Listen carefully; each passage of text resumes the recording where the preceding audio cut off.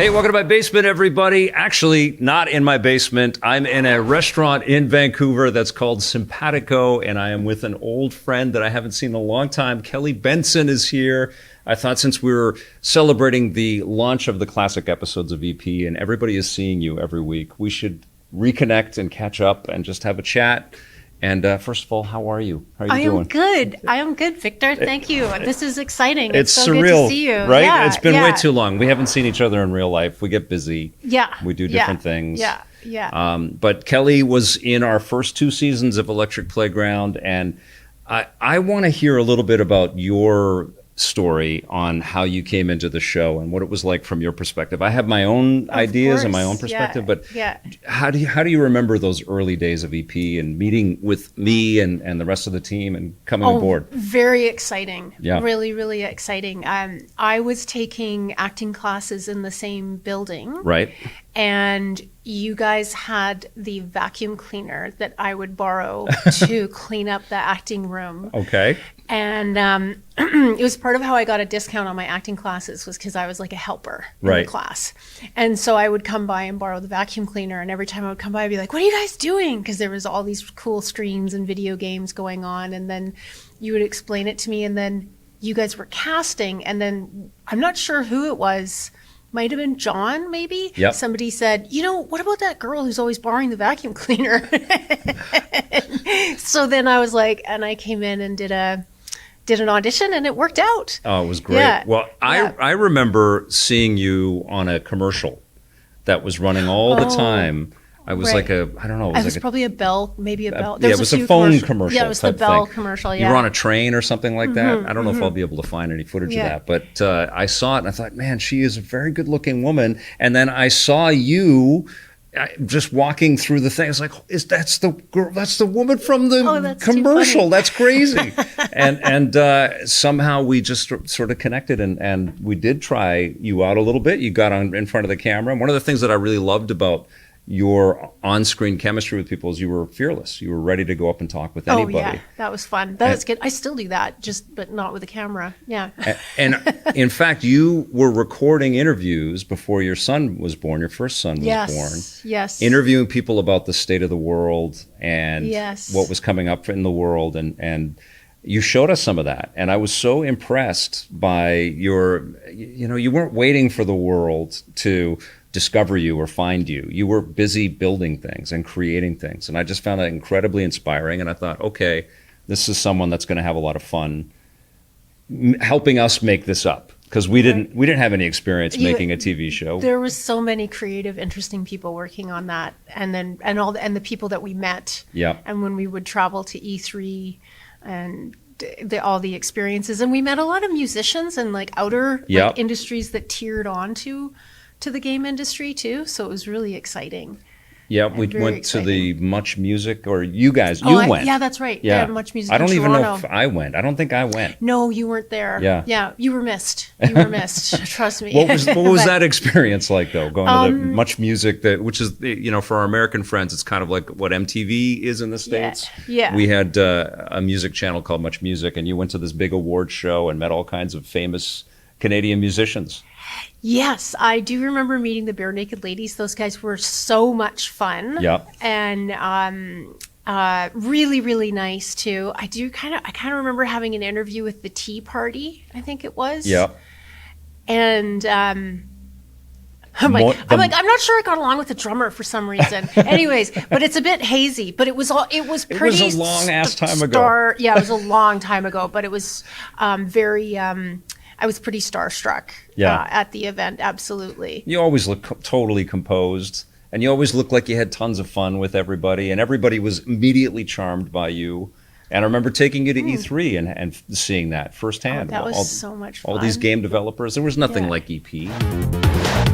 Hi, this is Kelly Benson with the Electric Playground. We're in Atlanta at the Electronic Entertainment Exposition.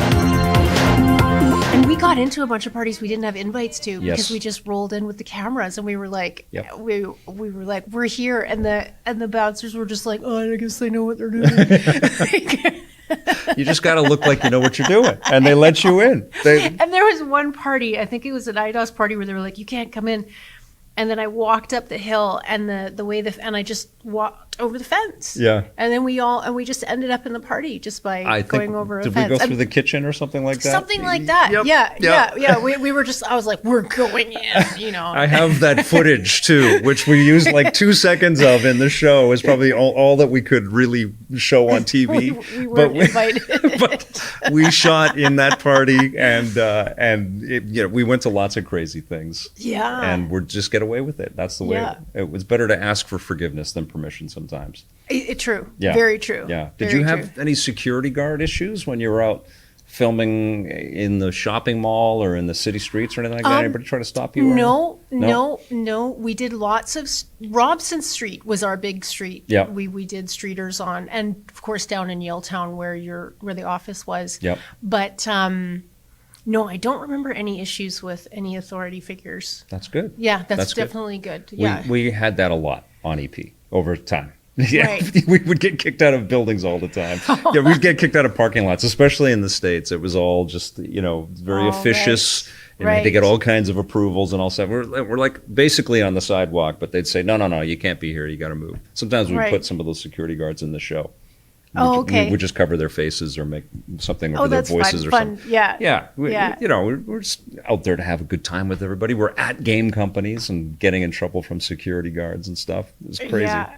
What did you think of, because you weren't a huge gamer No. at that point, but what did you think of the video game industry in the late mind-blowing. 90s? Absolutely mind-blowing. Because I was obsessed with film. Right. And then watching it, I had also gone to art school before and studied theater, but to see all the different things that could come together in a video game and the way you can play with reality and all these different experiences. And I think at that point, the PlayStation had just come out. Yes. And the Xbox wasn't there yet. No, Xbox was in the early 2000s, like 2001. But everybody was, I guess there was a lot of anticipation for it for a while. Because I remember a lot of people talking about how building on it was so much easier and things like that. But it was quite mind-blowing to watch it just continue to, it had already had a big presence, but it just continued to explode. Mm-hmm. And then the work that I had, then I was working in events, but they were digital media events, and then watching the explosion of social media. Video games built everything that could be a part of. Yeah, and I think we've gamified so much in our world as well, right? Like video games are not just an escape, they're also a language that the world is learning. And lots and lots of app development and lots of different people are employing, these hooky things that we find in video games and retooling them into social media, into all kinds of stuff. Yeah. And so you did a couple seasons with EP, and then we started to work with Zoe because we were already working at her. She had a Blink. Yeah, That's Blink. the name, Blink. You're right. Yeah. The internet cafe that she owned with her husband. The LAN. Yeah, and that was the initial set for EP, and so she took over, but you actually ended up being a part of EA for a little while. You went to I was EA. Working over at EA. Were you? I think you did the hosting when they were doing the groundbreaking. I was ceremony. still with EP then. Yeah, and you were interviewing Don Matrick. Yes. And we shot the whole thing of EA breaking ground on their new facility in that Burnaby campus. Yeah, and that's where I accidentally put the wrong cover of the mic on. Oh, because it was like the fuzzy one, and I was like, it's kind of like a Sasquatch or something. And then it was. And then you were like, you're looking at the footage. What's up with that? I was like, oh, that one's me. But yeah, that was actually very exciting to be to see that, and then later work there. Yeah. So when it was just a pile of dirt and ground, and then I guess 2 years later or 3 years later working there. Yeah. Yeah. How did that journey start for you? I guess through meeting different people through EP, you started to make friends and relationships. Yeah. And then, I basically actually asked Don for a job. Amazing. I know, which is kind of like, honestly, but I had to interview with a bunch of different teams. Yeah. And then eventually I got on to a team called Rogue Planet. Okay. And so they were working on a kind of like a multi-world it ended up being quite similar to The Sims. So then, you know how EA was so big that some of its branches, its octopus arms weren't talking to each other a little bit? Yes, that exists to this day. Yeah. Actually. Yeah. Oh, okay. So then it, what we were working on never ended up being released. Was EA the first video game company that you worked with? Yep. Yeah. Yeah. But did you go to a Radical or anything else? No, I worked with New Media BC, which is now Digi BC. So it was a not-for-profit government, like we were funded by a lot of government and grant money. And so we put on events to help build business in BC that was related to video games and social media and also like special effects and animation. Very cool. So then I still had my connections going with a lot of the other companies. So it was, I mean, it's a pretty exciting industry, right? Like it's a huge part of the whole Vancouver scene as well. Like Vancouver now, I don't know if everybody knows this, is like the special effects capital of the world, or the visual effects capital of the world. Okay, all the companies have set up shop out here. ILM and Sony and everybody makes their stuff here. Like the Spider-Verse movies were made in Vancouver. The Ghostbusters effects and all kinds of stuff is just getting done here. Stuff we don't even think about. Mandalorian and Stranger Things, like great Game of Thrones. Every big thing passes through Vancouver, even if it's not shot here. It feels like, which is pretty crazy. So you found your footprint in all of that. You got to work with all kinds of different people. Yeah. That's and awesome. It's, just watching like also the, fascinating creative people who have where do they get these ideas from? Yeah. Whether it's that it's a story they want to tell and the uniqueness of the way they tell it, or it's the technology of the platform that they're working with. Yeah. It's kind of mind-blowing stuff.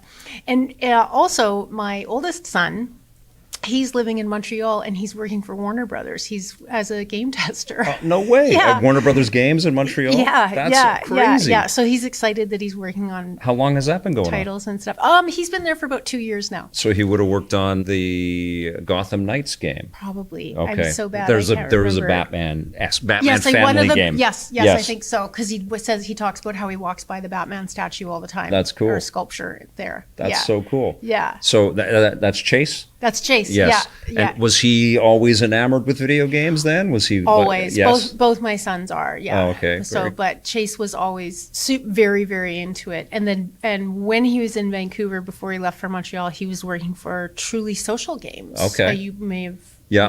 I don't cover too much of the mobile socials because there's so much stuff on the triple. I can't get to every single thing that's out there. Of course. Yeah. That's great though. Chase is more into the. He loves the ones like the Dark Souls and those really deep, epic games. Those are huge. And so just as an example, Christmas at my house, this is after the family part of the Christmas, but when we're hanging out, we have 3 TVs set up in the living room and one so that each one of my sons has their video game on it. And then one is a movie so that I can follow the movie and also watch their games. Oh, and sometimes crazy. they're playing each other. Other times there's all their other friends are playing and you can hear them shouting through their headsets and stuff. Nobody comes over though, right? Sometimes they do. Oh, they do. Okay. Sometimes the other friends are home at the holidays, and so sometimes other friends come over. But this is like when my older son comes to visit, we end up setting it all up like this. That's so cool. And sort of hunker down for a few days in the winter, right? I think that's pretty freaking awesome. It's sort of like it's like a bar in the house, right? 3 giant TVs set up, and I think that's amazing. And then eventually we'll turn them all off, and Chase will make us watch some bizarre horror movie. Right. He's into especially Korean horror movies for some reason. That's crazy. Does he have aspirations to come back to Vancouver and start his own studio, or what does he want? I think they do want to come back to Vancouver. His girlfriend's studying at McGill, so so they're there for the time being. But he loves being in the game industry, and he's very, very creative. So he wants to pursue that. That's so wild. That's so wild. Hearing about your living room video game antics and sharing all of those experiences reminds me of early days of EP and early days of gaming. So people that are watching a lot of the classic stuff, that's what we did. We all huddled around one television, and we had 1/4 of a television to look at to play Wave Race or GoldenEye or whatever back then. It was crazy. It was fun too, man. I miss that collaborative insanity. It was like especially with EP, it was like a party every day to go in and play these things and yell at each other. And I remember John Shaw, who was a guy that I worked with at the very beginning stages of EP. We would always compete in Wipeout and try to beat each other's time, which is one of the PlayStation racing experiences. I think there was a lot of Tekken. A lot of Tekken. A lot of Tekken Yeah. was like, it was also like, who's going to do a chore? Yeah. Well, like it's like Who's gonna it was clean like the a gaming version shelves? of flipping a coin, right? Yeah, totally. Totally. So when you think back to your EP days, what's a favorite memory that you have? What's one of the things that you think back you had a really good time with? I know E3 was Yeah. definitely a really big high. Yeah. Meeting people and then just seeing all the booths and the Laura Crofts and the Crash Bandicoots or all those kind of things. That was It's gone now. They killed E3. oh god. Can you believe it? It's hard to fathom that something so Wow. big and so prominent in the video game Yeah, space. I remember meeting people that their job was to build the epic giant booths. Yeah. Right. That Yep. like took up such a cost giant them like, $1 million. and that was their whole job was just designing that. Yeah. Yeah. And building that. But that's a shame. That's too bad. It's crazy. I can't believe guess- it. I can't believe that the video game industry just can't find value in, not so much to market the stuff, because there's lots of easier ways to market and hype things up. Yeah. But it's the celebration of it. It's like a circus. It's like the festival of like the Cannes Film Festival. It's like the same kind of vibe. Like you go to the thing and you just celebrate what this business is all about. So we had 25 good years of that. Right. Well, there's some iffy years, but a lot of good years of E3, and now it's no more. Oh, I remember meeting Muhammad Ali Right. there. Yeah. So friendly. Yeah. So friendly. He had been at,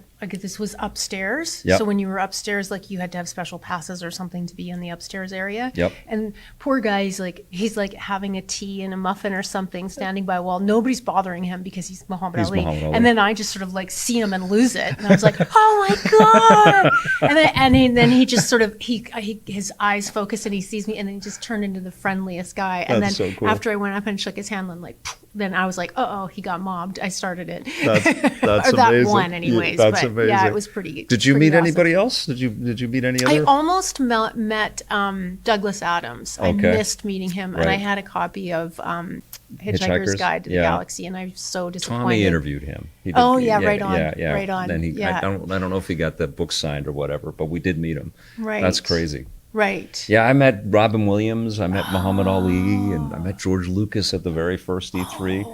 right. That's the kind of stuff, right? Yeah, yeah, you know? yeah, Like yeah, that's yeah, those are the yeah, like yeah. I interviewed Clint Eastwood at E3. Like how Yeah. does Yeah, that happen, and yeah, how does that yeah. go away? Yeah, Like why would yeah. you want to stop that? You know, Right. it's so crazy. Oh, that is so wild. I would see Yeah. people that are just genuinely fans of this stuff. When you were at EA, though, that must have happened a little bit. Did you have people coming into the studio and doing tours and stuff?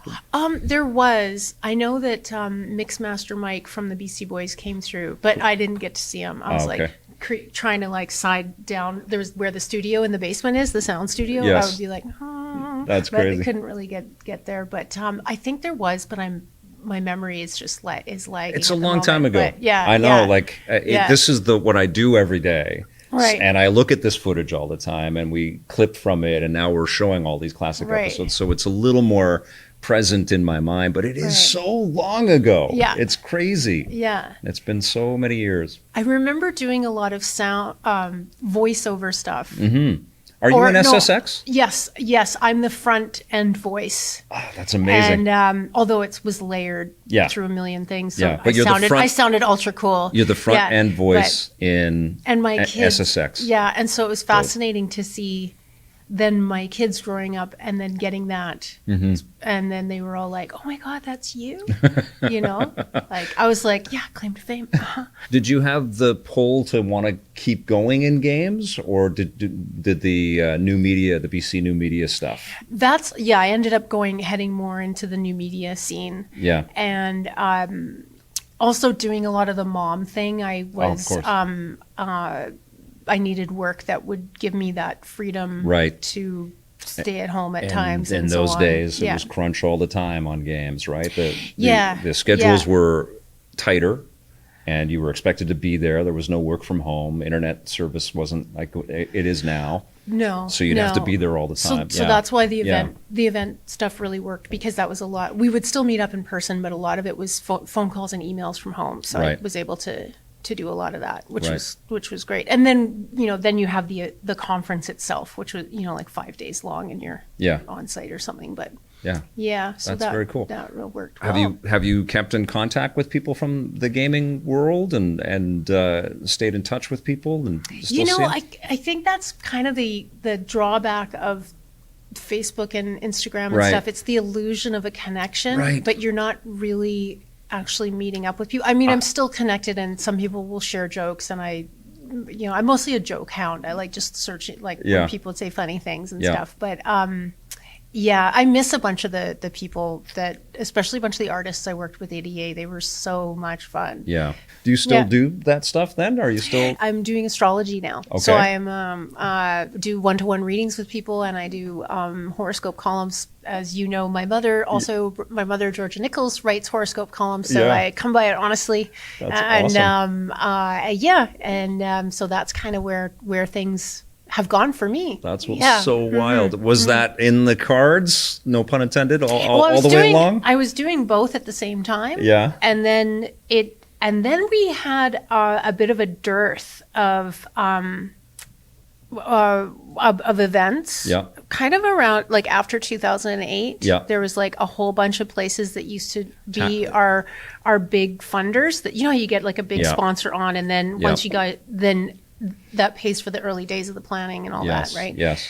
And so it dried up a little bit. Yeah. So around then, because then I've been doing astrology solely since 2012. So wow. It's been. Mm-hmm. That's cool though. It's interesting. Was it a path that you saw for yourself when you were younger, or is it something that no, when I was younger, no, but I was always interested in it. Yeah. Always interested in the mystical and people. And, your mom's famous in Vancouver, by the way. She's been an astrologist in Vancouver for the province.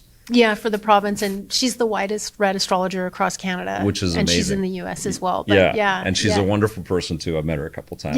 Totally delightful. My mom was huge on astrology and stuff, and read tarot cards and all that stuff. So I grew up around all of that stuff all the time. And felt right at home with your mom. So it's really cool that you're following in her footsteps. And what's that like for you? I guess I always just dreamed of being in a creative business, really. So like I went art school, theater, the film industry, right? Yeah. And then, I didn't exactly picture it, but I mean, when I look at my chart, I'm like, oh yeah, I can see that, But it's a lot of the one-to-one connections with people. It's really fulfilling working with somebody. We kind of unwind what's going on in their world. Is your mom still writing? She is. Yeah, amazing. She still does tons of writing. She writes a number of columns, some that are only in the U.S. and some that are here. So daily and weekly columns. That's wild. Yeah. That's wild. I do a monthly because she's not doing a monthly. So that's the one I'm doing. I totally feel what you say about the social circle and Facebook and all of that stuff. I just interviewed Chris Taylor. I don't know if you. Oh yeah. Gas Powered Games. Yeah, Is that still going? He has moved on. He works in the television industry now, of all things. Wow. He's at Como in Seattle. And that was a wild conversation. And you're so right, because, we are all connected digitally. Yeah. And you think you're up to speed with everybody, but you're really not until you do this. Yes. Right? It's very true. You got to do this. Yeah. So I'm super, super grateful that we got to do this. Me too. And there's going to be a whole bunch of people out there, because what's happening now is a lot of people that have watched EP this whole time, they have kids. And they're watching it with their kids, and they're showing these classic episodes to their children. So there's going to be a whole bunch of new people that are going to just get to know I'm you going to show and this see to my you. kids. Yeah, for sure. Yeah. Have you never? I guess they've seen some of it. They've seen some of it. Mm-hmm. Yeah. Well, you were absolutely amazing on the show, and it's delightful to see it again and to see your talent and your charm and just the way that you just put everybody at ease. That's not easy to do, by the way. I learned a lot from watching you, and I had to do a little bit of that. I mean, I could put the developers at ease because I'm in my nerd world, and I'm just talking about all that stuff. But when you're walking up to total strangers and asking them to do things, and they do, That's Well, when you get tricky. a camera, people do all kinds Well, of things. you knew that before Yeah. I did. That's awesome, though. But Victor, you're amazing. You've been working on this for, you started it, you've been working on it for so long. You have dedicated so much to it, so much creativity and insight and ideas and the, you know, through ups and downs and all kinds of experiences. Like truly, I think you're amazing. That and you've created a fascinating world and a fascinating life to meet all these incredible people and talk about your passion for games. Well, I'm like you. It's all incredibly inspiring. I started out as an actor too, and I wanted to act, and then I always had these game passions. And I thought, how do I combine all of that? And what's been amazing for me is to meet inspiring, creative people that get up out of bed out of every day and try to entertain everybody. And that's hard to do. And I just respect it so much. And I'm always, you know, inspired by the people that I talk to, and grateful as hell. And you know, we would not have gotten anywhere with any of this without the team that we assembled. And you're a part of that. And you're part of the jigsaw puzzle that Electric Playground is, and I'm so freaking proud of it. You know, that's what's I wasn't aware of as not a kid, but as a young man, sort of trying to figure out what this was going to be. Is just how immensely proud of the people that I was able to collaborate with. I would be, and I am, and it's incredible. So, thank you. Thank you for being on the show, and thank you for doing this. And my pleasure, Victor. My pleasure. Thank you for being part of the EP family. Kelly Benson, everybody. Victor Lucas. Thank you so much for watching. Thank you for following along with the classic episodes. If you're not already, they premiere every Saturday morning at 9 o'clock Pacific. And love to see you there. Kelly, you were fantastic. Thanks for watching, everyone. We'll see you soon. And until then, play forever.